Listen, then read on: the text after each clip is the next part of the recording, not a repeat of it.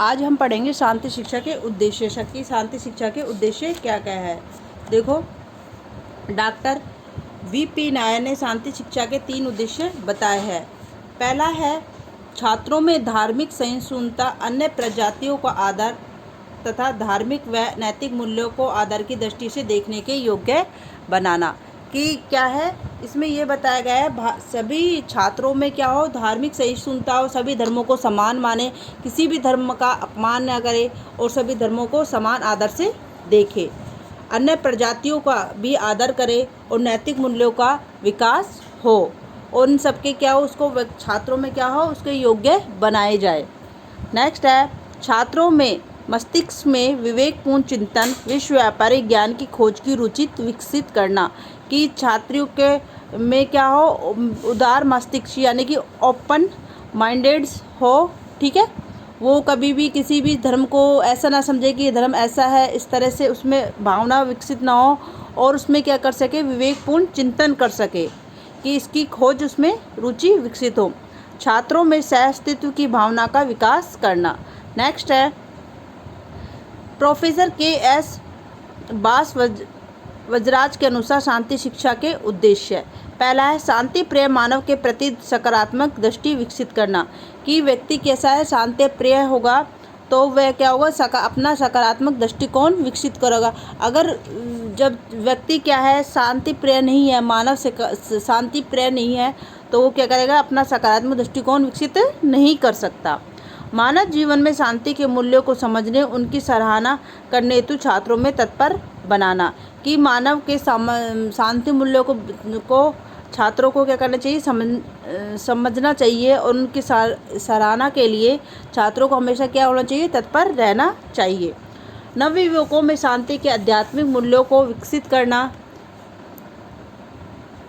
जिसमें उनमें आंतरिक शांति और मन की शांति प्राप्त हो।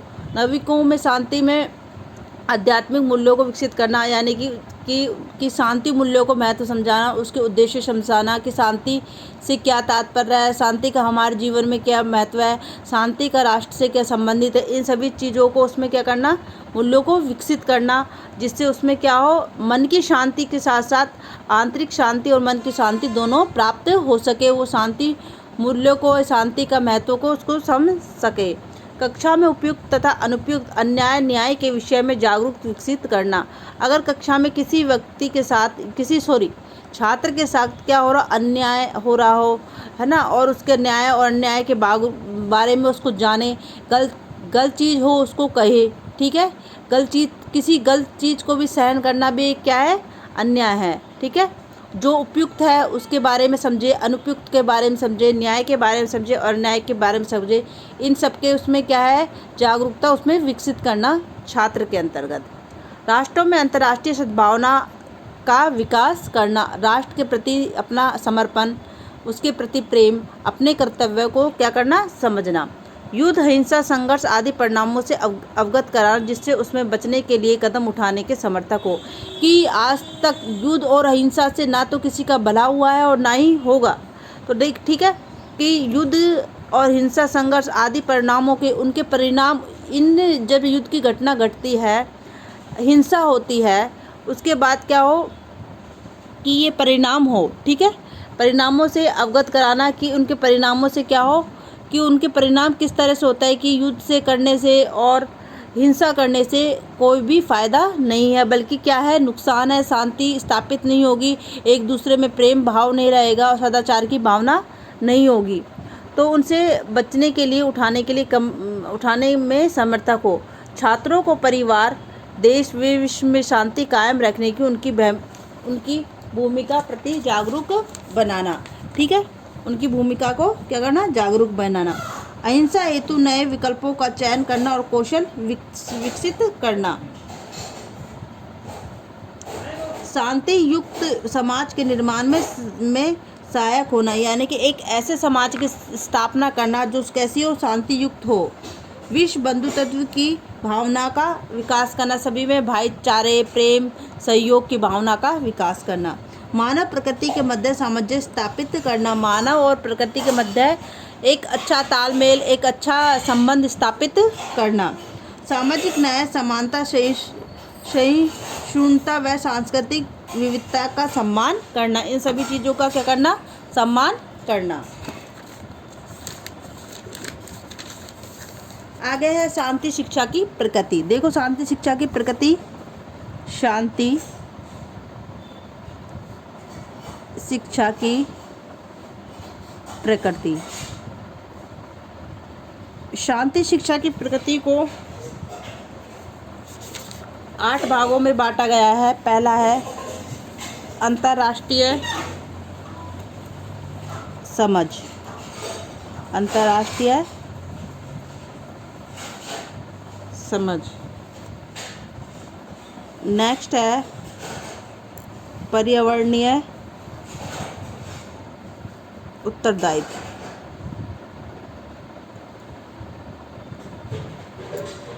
थर्ड है परमाणुवाद का विरोध। तीसरा है वैश्विक नागरिकता। नेक्स्ट है लैंगिक समानता। पांचवा है विविधता के लिए सहन शक्ति।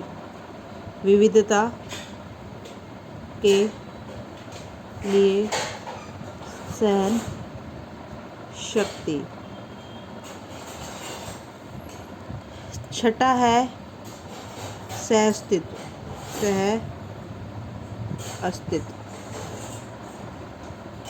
सातवां है अहिंसा।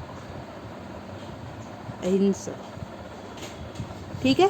इस शांति शिक्षा की प्रकृति को 7 भागों में बांटा गया है। पहला है अंतर्राष्ट्रीय समझ। सेकंड है पर्यावरणीय उत्तरदायित्व, यानी कि पर्यावरण के प्रति हमारा क्या उत्तरदायित्व है। परमाणुवाद का विरोध। नेक्स्ट है वैश्विक नागरिकता, लैंगिक समानता, विविधता के लिए सहन शक्ति, सह अस्तित्व और अहिंसा। ये सारे क्या है? शांति शिक्षा की प्रकृति है। इनके बारे में डिटेल से हम कल की कक्षा में पढ़ेंगे कि शांति शिक्षा की प्रकृति क्या होती है और इन सब का क्या तात्पर्य है।